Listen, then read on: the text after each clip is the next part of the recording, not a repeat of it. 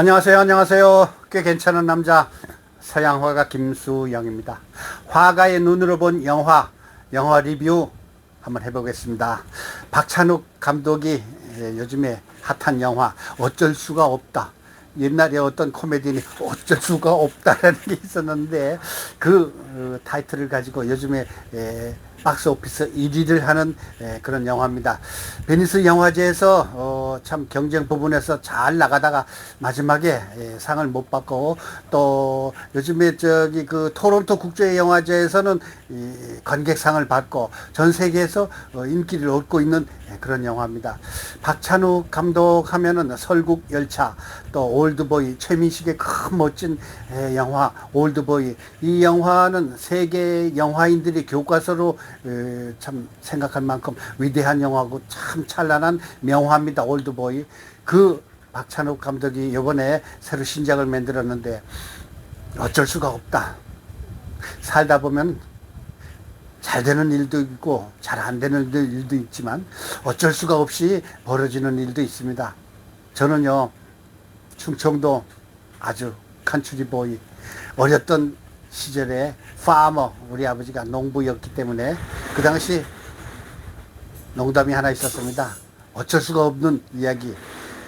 천둥 번개가 치고요, 소는 도망을 가려고 소 끈을 놓고서 달려가려고 그러고, 지게에 세워놨던 풀 한 지게가 넘어지려고 그러고요, 화장실을 가고 싶은 때 똥이 마려운데 바지는 안 내려가죠. 이럴 때 어쩔 수가 없는 거예요. 그냥 당하는 수밖에 없습니다. 그냥 싸는 수밖에 없어요. 왜 영화 비평을 하는데 이런 걸 하느냐? 사람이 살다 보면은요, 아까도 얘기했지만 어쩔 수가 없는 이야기가 있습니다. 그런데 나쁘게 어쩔 수가 없어서는 안 되겠죠. 영화를 보면은 옛날에는 참 좋게 해가지고 참 해피엔드로 끝나는 영화가 많습니다. 그 다음에 나쁜 짓을 했더라도 마지막에 참회를 하고 또 정당하게 돌아오는 게 정상이었는데, 언젠가부터는 범인의 입장에서 합리화하고 또 범인을 옹호하는 듯한 그런 영화도 있었습니다. 여러분, 저같이 연식이 오래된 사람은요, 태양을 향해 쏘아라 라는 게 있어요. 내일을 향해 쏘아라. 부치 캐시디 앤드 썬댄스 키드라는 폴 뉴만과 그 사람 남자 이름 금방 생각이 안 나는데, 그 영화가 범인을 주제로 한 영화였고요. 그 전에 또 다른 영화, 우리에게 내일은 없다라는 영화도 역시 마찬가지입니다. 범인들이 수많은 범죄를 저지르면서도 이것은 당연하고, 우리가 갖고 싶은 돈을 갖는 은행도 털고 기차 열차도 털고 그런 게 합리화되는 그런 할리우드 영화가 있었습니다. 뭐 영화라는 것은 100분짜리 꿈이라고 하잖아요. 그렇듯이 좋은 얘기든 나쁜 얘기든 우리가 일상에서 겪어보지 못한 또 다른 세계에 푸덩덩 빠져가지고 100분 동안 즐기는 게 영화입니다. 더군다나 요즘에 추석 전후라서 그냥 빨간 날씨가 쭉 연결이 됐기 때문에 그냥 영화라도 한 편 보면 얼마나 좋을까 싶어서 제가 개봉된 지 거의 일주일 만에 제가 쫓아가서 봤습니다. 어쩔 수가 없다. 글쎄요, 제가 제목부터 범인이 자기 죄를 합리화하는 그런 내용인 것 같았지만 역시 내용도 마찬가지였습니다. 옛날에 추석 영화라고 하면 우리 시대에 그냥 한국 사극 영화가 막 그냥 나와가지고 신영균, 뭐 최은희 이런 사람들이 주연한 영화가 신문에 전면 광고가 나오고요. 또 국제극장 단성사, 피카디리 극장, 스카라 극장 같은 데서 보면은 추석 특집이라고 그래가지고 막 사람들이 표를 살라고 그냥 수백 미터 줄을 서 있던 그런 시절이 있었습니다. 당시에는 추석 명절이면은 그래도 영화 한 편 보는 게 가장 큰 문화 생활이었기 때문에 제가 그 추억을 되살려가지고 어쩔 수 없다라는 영화를 봤습니다.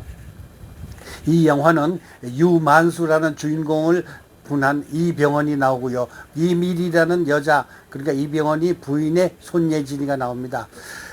자, 이병헌이가 어느 날 직장을 잃게 돼가지고 다시 그 직장에 가려면은 경쟁자가 유명한 참 경험자 내지는 경력이 좋은 사람들이 있는데 그 사람들을 이겨내야만 되는데 이 사람이 질 것 같으니까 경쟁자를 없애는 거예요. 참 말도 안 되는 얘기도 한마디로 말해서 그렇다고 사람을 죽일 수는 없잖아. 근데 여기서 죽여요. 그 죽는 사람이 누군가 하면은 고시조 또 누구더라 하여튼 구본모 최선출이라는 무려 세 사람을 죽여. 그래가지고 자기가 그 사람을 물리치고 면접에서 1등으로 뽑혀가지고 회사에 번듯한 회사에 커다란 제지 회사에 임원으로 선출된다는 그런 이야기입니다. 자, 그래 이 영화에서 내가 요즘에 우리나라 정치계에서 있었던 상대방을 없애가면서 6명, 7명이 사라지도록 만들어가면서 모든 경쟁자들 없애가면서도 자기가 버젓이 최고 지도자가 된 어떤 사나이를 연상을 했습니다.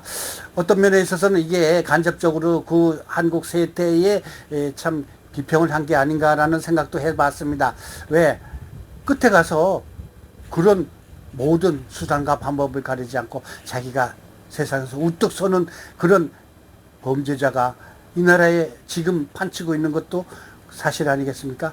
영화 비평과 지금 현실과 비평을 끊을 수가 없는 게 저는 느낌으로 왔습니다. 138분짜리 베니스 국제영화제에서 참 아슬아슬하게 떨어지긴 했지만 부산 국제영화제의 개막작이기도 해요. 138분 동안 그러니까 2시간 18분 동안 하는데 조금 지루한 면이 없지 않아 있으세요. 먼저 시나리오에 대한 이야기를 하겠습니다. 저도 시나리오를 좀 쓴 사람이긴 하지만 시나리오에 대해서 각본에 대해서 유난히도 참 세밀하게 봤습니다. 근데 138분을 제가 보기에는 약간 길지 않나. 그러니까 서론, 스타트, 개설, 개막 이야기가 조금 길지 않나 그런 생각이 들고요. 그 다음에 이야기 중에서도 아주 외국에 있는 장면이 몇 가지가 나와요. 불필요한 장면, 가령 참 야회복을 입고 쇼를 하고 춤을 추고 그러는 장면이 나오는데 그거는 영화와 관계 없지 않나 그런 생각이 들고요. 그 다음에 그 별장 같은 데서 이제 내 집이라고 하면서 거기서 영화 촬영하기 위한 어쩌면 뭐 그런 장면을 위한 집이겠지만 그게 좀 가식적이지 않나 그런 생각이 듭니다. 그 다음에 영화에서 여러 장면이 많이 나오는데 잔인하고 혹독하고 무섭고 혀를 내두를 만한 장면이 몇 가지가 나와요. 이거는 참 그 박찬욱 감독의 뭐라고 해야 될까 뭐 캐치프레이즈라고 할까요, 아니면 무슨 그 프랭카드라고 할까요, 아니면 그 본인만의 특별한 이미지 활용이 아닌가 싶은데 그 다른 영화 올드보이에서 그 무서운 거 그냥 뭐 날거를 막 씹어 먹는다던가 아니면 아주 혹독하게 잔인하게 복수하는 방법 그런 거가 사실은 영화에서 물론 그 없잖아 있지만 어떤 영화에서는 그 낚시 있잖아요. 낚시 그 얼마 전에 러시아에서 코로나 때문에 죽은 우리나라 영화 감독이 있었죠. 아주 그냥 참 상을 많이 받은 젊은 이 영화 감독인데 그 사람이 한 섬이라는 영화에 보면은요 낚시 도구 그러니까 그 낚시 바늘 있잖아요. 그게 이렇게 많은데 그걸 갖다 여자 그 음부에다 집어넣어 가지고 잡아당기는 그런 장면이 있어. 그런 확 보기만 해도 그냥 뭐라고 그럴까 치를 떨 만한 혀를 내두를 만한 아주 잔혹한 장면이 이 영화에서도 몇 번이 나와요. 물론 영화라는 것은 꾸미는 거고요. 또 100분짜리 꿈이라고 그랬잖아요. 어차피 시나리오는 그렇게 잔혹한 장면이 물론 들어가야지 범죄 영화가 성립이 되는지 모르지만 너무너무 놀라웠어요. 처음에 스타트 장면이 서른 장면이 좀 서서히 나가다가 갑자기 그런 장면이 나올 때 조용필의 노래가 나옵니다. 참 어떤 그 외국 영화에서도 그런 장면이 많이 나요. 아주 쇼킹한 장면이라든가 아주 그냥 표현하기 어려울 정도로 잔혹한 장면이 나올 때 피아노 음악이 착착 나온다든가 아니면 클래식 음악이 전주곡이 전전전전전전전전 나온다든가 이랬듯이 조용필 노래로 그거를 대신하더라고요. 그래서 야 이것도 다른 영화에서 참 샘플링을 했구나 그런 생각이 들더라고요. 그 다음에 그 시신을 무덤에 묻는 거, 그 다음에 아들이 그걸 보는 장면, 그런 거는 내가 어디에서 봤더라라는 게 막 나오겠지만, 제가 워낙 영화를 많이 봤잖아요. 할리우드 키드거든요. 1960년대서부터 지금 25년이니까 거의 뭐 60여 년 동안 영화를 봤고, 더군다나 외국에서 들어온 영화는 거의 90%다 봤다시피 하니까, 그런 그 시나리오에 대한 참 아쉬움과 또 모방, 그게 눈에 딱 들어오더라고요. 그래도 어쨌든 괜찮다라는 결론을 내리긴 했지만, 그래도 138번은 좀 길어. 서론이 길고 이야기의 포인트, 그 다음에 그 임팩트가 너무 좀 흐물흐물하지 않았나, 그런 생각이 들고요. 그 다음에 여기에서는 연기에 관한 이야기입니다. 물론 우리 시대의 가장 서민적인 고민, 그러니까 직장을 잃으면은 남자들은 온 가족을 먹여 살릴 거에 대한 참 불안과 공포, 그런 게 없잖아 있잖아요. 그래서 직장을 잃으면 어떻게 될까? 특히 젊은이들도 마찬가지지만 중장년들은 한번 직장을 잃으면요, 영원히 직장 구하기가 어려워요.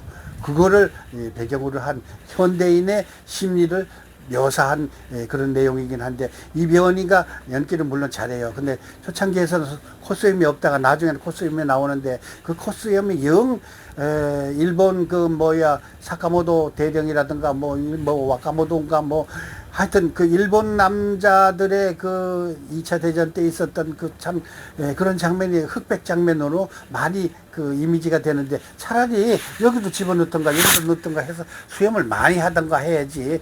그 동양인의 그 얄팍한 그런 참 인상이 이병헌의 수염에서 아쉬움이 있었고요. 또 이병헌이가 범죄를 저지를 때 물론 범인들이 모두가 다 자신감에 넘쳐서 프로처럼 활동하는 건 아니잖아요. 자기가 그런 짓을 하면서 내가 이런 걸 잘못하는 건데 내 자식이 나로 인해서 범죄인이 아들이 된다든가, 아니면 특히 여기에서 손예인이, 그러니까 그 손예진이 남편이 범행하는 걸 아들로부터 듣고 그거를 시신을 발견하는 거에 있어서 그걸 알면서도 남편에 대한 참 걱정을 하는 거, 또 그 자기네 가정의 행복이 깨지는 거에 대해서 표정이 아주 표현을 잘했어요. 알면서도 모르는 척하고 남편을 위하는 그런 아내의 참 정숙한 참 모습, 내지는 참 가정을 지키려고 하는 안타까움, 그런 것을 잘 표현했고요. 그 다음에 마지막으로 시나리오에 관한 영화의, 그러니까 장소죠. 영화 촬영 장소. 물론 영화 촬영을 하기 전에 감독과 내지는 그런 그 섭외 장소를 알기 위해서 조 감독이 여러 군데 장소를 파악을 합니다. 근데 여기서 두 번째 고시조를 죽이는 장면, 거기에서는 파도가 막 치는데, 거기에서 또 바위가 거대한 바위가 있고, 거기 막상 또 C자로 돌아가는 고속도로 있는데, 그 장면이 아주 멋있어요. 이거는 어떤 영화의 마지막 장면에서 파도가 막 나오는 그런 장면에서 또 느껴지는데, 우리 한국 영화지만 그런 그 장면을 연상케 하는 거긴 하지만, 그래도 장면을 아주 잘 잡았고요.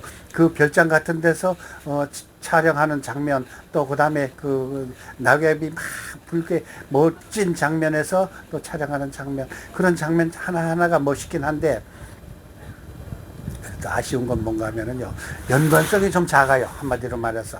그러니까 우리가 연식이 오래돼서 그런가, 이쪽에서 촬영하다가 이쪽에서 촬영하고, 이쪽 내용 나오다가 이쪽 내용이 나오고, 그런 장면이 약간 혼란스러운 게 몇 군데 있어요. 그래서 그거를 각본을 잘 못했다는, 그런 편집을 잘못했다는 그런 느낌이 조금 듭니다. 그거를 부드럽게 매치되는 그런 게 아쉬웠고요.